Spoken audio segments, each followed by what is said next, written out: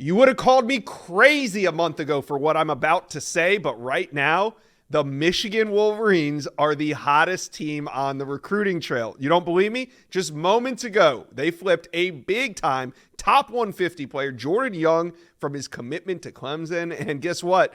The Wolverines are not done. We got 3 days till signing day, so I'm bringing in EJ Holland, Michigan insider from the Wolverine. We're going to talk about who could be the next big flip for Michigan. But first, Michigan fans, do me a favor. Jump on board. Hit that subscribe button. These are exciting times. Jump on board. Hit subscribe to the On 3 Recruits channel. All right, let's bring on EJ Holland from the Wolverine. EJ, you might have broke the biggest news of the weekend. You went down to Texas to watch five-star offensive tackle Ty Haywood's playoff game. You spoke to him after the game, and he told you that he's going to delay signing. Now, we don't know exactly when he plans to sign, but what does this news mean to you? Yeah, no, it's huge. I think that if he goes into the late period, there's reason for a lot of optimism. There's already reason for optimism, but I think at that point, you have to consider putting in, or I have to consider putting in a prediction, right? To flip to Michigan. If you're going to delay until the late period, you're basically just admitting you're not completely sold on Alabama and you're strongly considering what Michigan has to offer. Now, the same people that were involved in the Bryce Underwood NIL deal, I'm told some of those people are also involved in the potential NIL deal for Ty Haywood. And that would be massive. You know, that's a different type of money. Michigan is putting together really good packages, and you've seen them land some high-end guys. Josh Newberg just mentioned Jordan Young just flipped.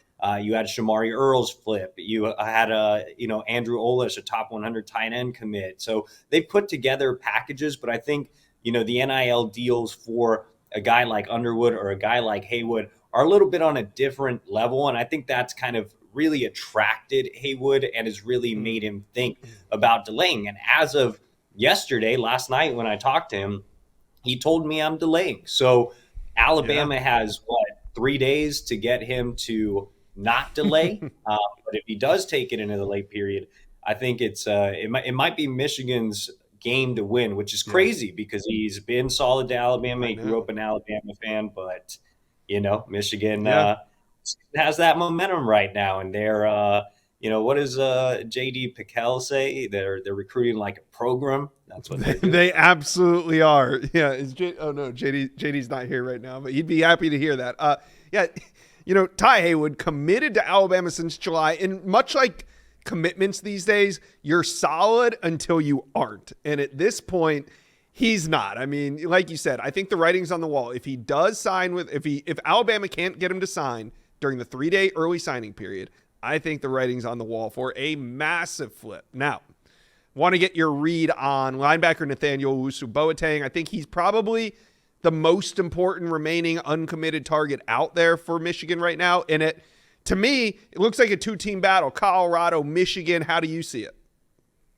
Still 50-50, man. I mean, you haven't seen any predictions come in. I think he's done a great job of playing things really close to the vest. And I think with Michigan, Nathaniel sees the opportunity to potentially come in and play early. He really loves the NFL-style scheme under Wink Martindale, who, as you saw, really progressed as a defensive coordinator as he adapted from the move to the NFL to the college game later in the season. You saw Michigan just shut down Ohio State, and Nathaniel Owusu-Boateng was all over social media tweeting about that game. I also think he values what Michigan can offer off the field, which is something that could give Michigan an edge in this recruitment. Michigan, obviously, the number one public school in the country. Colorado, I don't know where they rank, but I wouldn't consider them prestigious. No shot to Colorado. And then you have, stability with Sharrone Moore. I'm not sure you necessarily have that with Deion Sanders. I guess we'll see. On the Colorado side, I think Deion Sanders has made a good point, and especially making this point public in saying that if I'm recruiting you from the high school level, since he attacks the transfer portal so hard, if I'm recruiting you from the high school level, I'm expecting you to play. And that's something that's very important to Nathaniel, is being able to come in and play as a true freshman, which the opportunity might be there at Michigan, but it's obviously greater at Colorado, which needs that immediate starter impact. So I still think it's 50-50. I still think he's weighing things. I still think NIL is another thing that he's weighing with both schools too. So we'll see. I mean, that's a really tough one to call right now.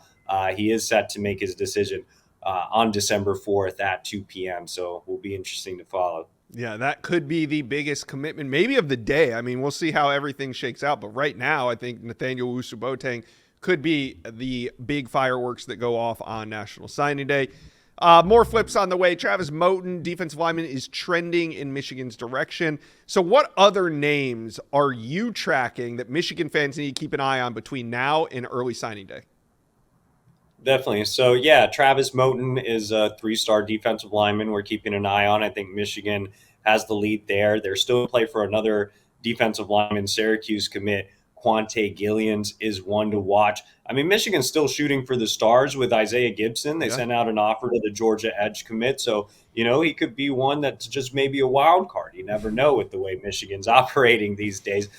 Bradley Gompers is another linebacker. Nathaniel Owusu-Boateng has been the focus, but Gompers is a guy that's committed to Duke that Michigan really was impressed by as a senior. They've had success at his school, bringing in Cole Sullivan from Central Catholic in Pittsburgh last year. So he's one that could flip in as well. And then, Michigan has a really great secondary class, 3 on 300 top 100 recruits. The other 2 are 4-stars. So they already have 5 players in the secondary, but they could bring on a 6th. They're working to flip Colorado commit Alex Graham, an in-state prospect, a Michigan legacy. I think that one makes a lot of sense for Michigan too. So, there could be a surprise or two as well. Michigan would love to add another wide receiver. So we'll see. But I think those are some of the names to know for sure heading into signing day. But like I said, with the way Michigan's operating, you never know. The room for a surprise is certainly there. These are exciting times. Michigan fans have been waiting for the recruiting floodgates to open, and here we are. Talk to EJ and I. Who do you think the Wolverines are going to finish with on signing day? Let us know. Comment section below.